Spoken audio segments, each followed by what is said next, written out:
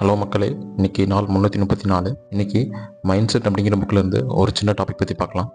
Carol பெக் அப்படிங்கிற ஒரு psychologist வந்து அவங்களோட ஸ்டூடெண்ட்ஸ்குள்ள ஒரு சின்ன ஸ்டடி பண்ணாங்க. அதாவது அங்கே ஒரு 2 குரூப் இருந்தாங்க. ஒரு குரூப் வந்து இன்டெலிஜென்ஸ் வந்து ஃபிக்ஸ்டான ஒரு திங் தான், அதை வந்து நம்ம க்ரோ பண்ண முடியாது ஃபர்தரா அப்படின்றத பிலீவ் பண்ணுறாங்க. இன்னொரு குரூப் வந்து இன்டெலிஜென்ஸ் வந்து நம்ம அந்த விஷயத்தை வந்து லேர்ன் பண்ண அதை வந்து க்ரோ ஆகும் அப்படின்னு வந்து பிலீவ் பண்ணுறாங்க. இந்த க்ரோத் மைண்ட் செட்டில் இருக்க செகண்ட் குரூப்பில் இருக்க ஒரு பையன் வந்து ஒரு இம்பார்ட்டண்ட்டான ஒரு எக்ஸாமில் வந்து ஃபெயில் ஆயிடுறான். ஆனால் வந்து அதுக்கு வந்து அவன் வந்து அஷேம்டாகவும் கில்ட்டியாகவும் அவன் ஃபீல் பண்ணல. அவன் என்ன சொல்கிறான்னா, நான் வந்து இந்த எக்ஸாமில் ஃபெயில் ஆகலை, இந்த சப்ஜெக்டை வந்து எப்படி வந்து அப்ரோச் பண்ணக்கூடாது அப்படிங்கிறத வந்து இந்த ஒரு விஷயத்துலேருந்து நான் லேர்ன் பண்ணிக்கிட்டேன் அப்படின்னு சொல்கிறான்.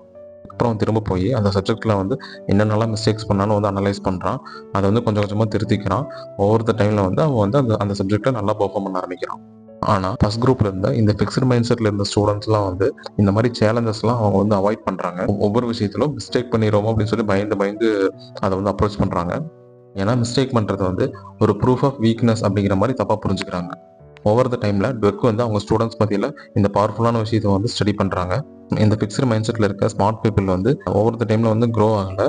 யார் வந்து ஒரு எஃபோர்ட்டை வந்து ப்ரோக்ரஸ் ஆகும், ஃபெயிலியரை வந்து ஃபீட்பேக்காகவும் எடுத்துக்கிறாங்களோ அவங்க தான் அகாடமிக்கலாகவும் லைஃப்லையும் வந்து ஒரு நல்ல பொசிஷனுக்கு போகிறாங்க.